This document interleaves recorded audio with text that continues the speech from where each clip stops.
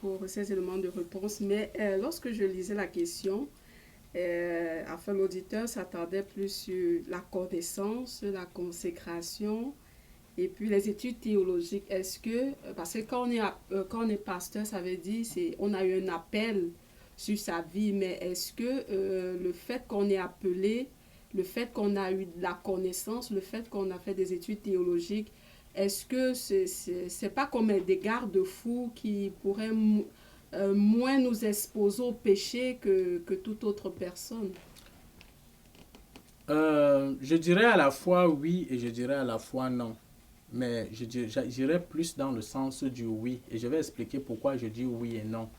En réalité, quand nous lisons la parole de Dieu, si vous regardez par exemple dans le livre de Proverbes, le livre de Proverbes encourage tout chrétien, tout enfant de Dieu à rechercher la connaissance. À rechercher la connaissance, à vendre tout pour rechercher la connaissance. Mais cette connaissance-là, dont le livre de Proverbes développe, c'est la connaissance de la sagesse, c'est-à-dire avoir la sagesse de Dieu. C'est un livre de sagesse. Et le Seigneur dit que si vous pouvez acquérir la sagesse, c'est que vous aviez tout. Donc c'est la sagesse qu'il faut rechercher.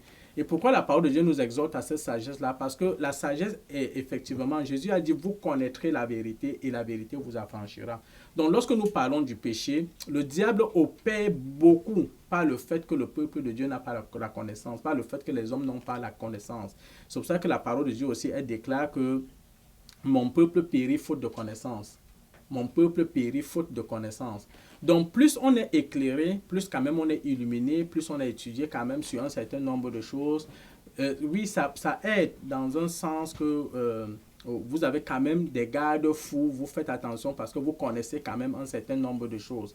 Mais je voudrais dire que la victoire sur le péché, c'est quelque chose qui relève plus de la grâce de Dieu. Ça relève plus de la grâce de Dieu, ça relève plus de l'Esprit de Dieu, ça relève plus de la puissance de Dieu que de la connaissance dont on peut se remplir la tête. Donc, si tu as toute la connaissance et que tu négliges ta communion avec Dieu, tu négliges la lecture de la Bible, tu négliges la vie de prière, tu négliges de remplir ta vie du Saint-Esprit et qu'avec la connaissance, tu passes ton temps à regarder n'importe quoi, à remplir tes pensées de n'importe quoi dans les réseaux sociaux, sur la télévision, les journaux, et que tu ne veilles pas vraiment sur ta vie, malgré la connaissance que tu vas avoir, tu vas te retrouver en train de manquer la cible, tu vas te retrouver plongé dans le péché, ayant des doctorats, ayant des connaissances énormes. Donc ça relève vraiment de la grâce de Dieu, ça relève de l'Esprit de Dieu. Il y a beaucoup de statistiques aussi dans ce sens, où les hommes de Dieu ont été interrogés.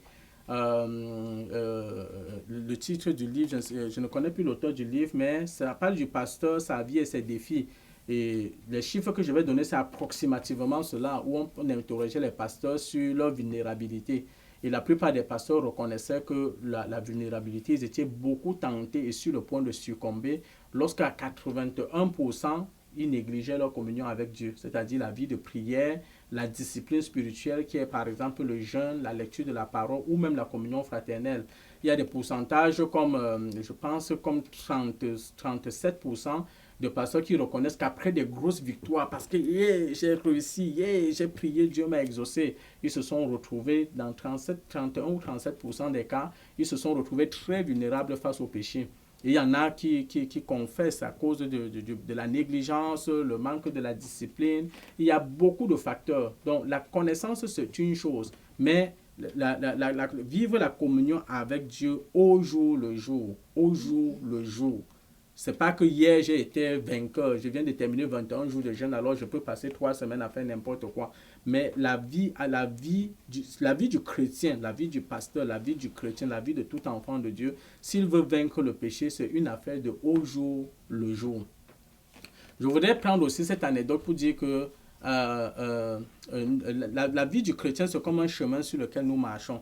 Vous voyez, si vous marchez sur un chemin tous les jours, vous marchez tous les jours, il y a de fortes chances que les herbes ne poussent pas sur ce chemin-là. Parce que vous piétinez chaque jour, vous marchez dessus chaque jour.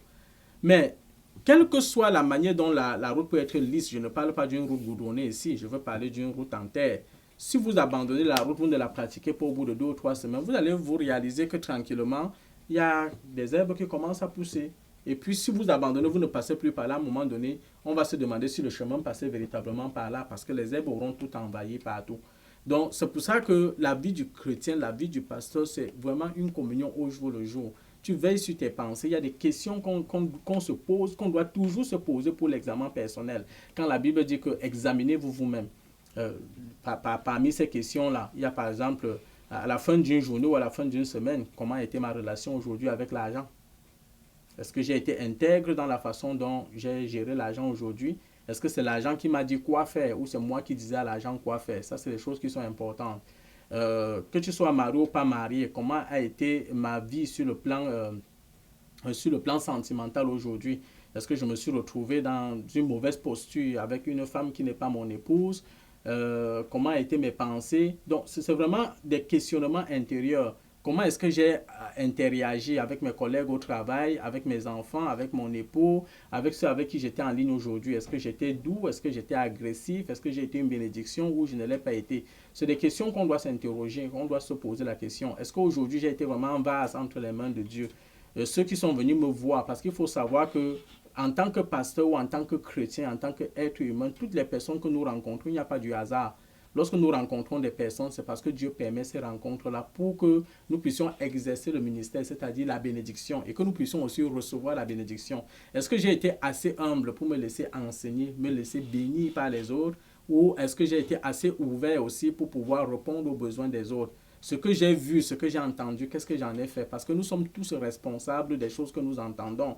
Lorsque tu ouvres ta page de journal, parce que ou bien ton Facebook, je ne sais pas moi, les réseaux sociaux, et que tu veux communiquer avec un de tes amis, tu passes sur une page où on te dit qu'il y a eu le séisme en Syrie, 1500 morts. On parle du séisme en Turquie, et puis les chiffres ne font que monter. Mais parce que tu venais parler à ton ami, mais ça n'est pas intéressant pour toi, il y a matière à s'interroger parce qu'on parle là des vies et des âmes qui sont mortes. Parfois, tu regardes ça, tu dis, mais ça m'interpelle, mais qu'est-ce que je peux faire? C'est sûr que je ne peux pas aller en Syrie, je ne peux pas aller en Turquie, mais je peux quand même prendre une minute pour dire, Seigneur, interviens. Seigneur, agis. Et tu peux dire que ta prière ne sert à rien, elle est négligeable. Non, dans la parole de Dieu, Dieu a toujours utilisé une personne, parfois avec une seule parole. Juste ta prière, ça peut faire que, je ne sais pas moi, le gouvernement canadien, le gouvernement américain, je ne sais pas moi, quelqu'un se lève de quelque part et dit, mais tiens, il y a quelque chose qui se passe en Syrie, en Turquie, et grâce à ta prière, il y a une équipe d'aide qui est envoyée, des vies sont sauvées. Donc, c'est vraiment une vie d'alerte, c'est une vie de vigilance à chaque jour. Et quand vous entendez, juste dans ce développement-là, vous pouvez réaliser combien est-ce que nous pouvons passer à côté, combien nous pouvons manquer la cible à tous les jours. On va y arriver tantôt. Mais si nous parlons juste de la vie du quotidien comme ça, de cette réalité, de ce que Dieu attend de nous, de ce que Dieu attend de son serviteur, de ce que Dieu peut attendre d'un pasteur, vous allez voir qu'on peut passer vraiment, on peut manquer la cible à tous les jours. La chose devient encore plus, je veux dire, plus délicate ou plus concentrique ou plus concentrée lorsque tu es pasteur dans une église et que tu as des âmes qui viennent à tous les jours pour t'écouter. Parce que quand les gens viennent, c'est parce qu'ils ont des attentes, c'est parce qu'ils ont des besoins. Est-ce que en tant que pasteur, tu es en train de discerner leurs attentes et leurs besoins ou tu leur donnes juste ce que tu as à leur donner? Et oui, ils sont ton troupeau parce qu'ils viennent à toi, tu as construit une église, tu as bâti une église, ils sont là et puis tu peux donner ce que tu as en espérant que par la grâce de Dieu, ça répond à leurs attentes. Mais qu'en est-il de ceux qui sont aussi au dehors? Parce que le but du pasteur, c'est oui, nous avons un troupeau ici, mais il faut qu'ensemble avec ce troupeau-là, on bâtisse pour atteindre le maximum de ceux qui sont dehors. Toujours dans les statistiques, on parlait de la règle des 80-20, c'est-à-dire que 20% des activités que l'Église va produire, ça va donner 80% des résultats. Et si on fait 80% des activités à l'intérieur de l'Église, ben on va avoir juste 20% des résultats. Donc, il y a vraiment un grand défi dans l'appel pastoral, dans le ministère pastoral, pour atteindre les besoins des vies, pour ceux qui sont déjà, je dirais, autour de nous ou dans l'assemblée, et d'aller atteindre ceux qui sont à l'extérieur. Le défi est grand, il est énorme. Et ce défi-là, il n'est pas seulement un défi qui concerne la communauté, il concerne le pasteur dans sa vie, dans sa relation avec sa femme, dans sa vie de famille. Parce que souvenez-vous, dans la parole de Dieu, quand on lit le livre de Timothée, l'apôtre Paul a essayé de décrire un peu les attentes qu'on doit avoir de la vie d'un pasteur. Ce n'est pas, c'est des attentes qui sont des attentes pour la vie du chrétien aussi. Mais pour la vie du pasteur, il y a quand même des exigences quand même. Donc, Entre autres, il y a la vie d'intégrité pour lui-même dans sa conduite. Il doit être quelqu'un qui a un bon témoignage. Il y a des choses dans lesquelles il ne doit pas se retrouver. La Bible parle par exemple, il ne doit pas être adonné au vin. Il doit être marié d'une seule femme. Il y a quand même un bon témoignage qui est attendu du pasteur, comme le témoignage aussi est attendu de la vie du chrétien.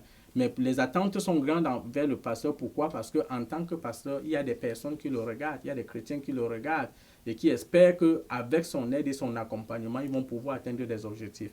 Donc, si nous revenons à cette question, est-ce que le pasteur est capable d'atteindre tous ces objectifs-là sans vraiment manquer la cible? On va y arriver de façon un peu plus pratique. Merci, pasteur, pour ces éléments de réponse. En fait, on comprend que malgré la connaissance, malgré la formation, le pasteur est un homme. Et pour cela, ça prend de veiller. Comme le Seigneur pouvait dire à ses disciples, veillez et priez pour ne pas céder à la tentation. Parce que nous sommes dans la chair, on a beau être formé, mais ça prend de veiller, d'avoir une vie de prière, d'avoir une vie de méditation, de garder la chaleur, le contact avec la parole de Dieu.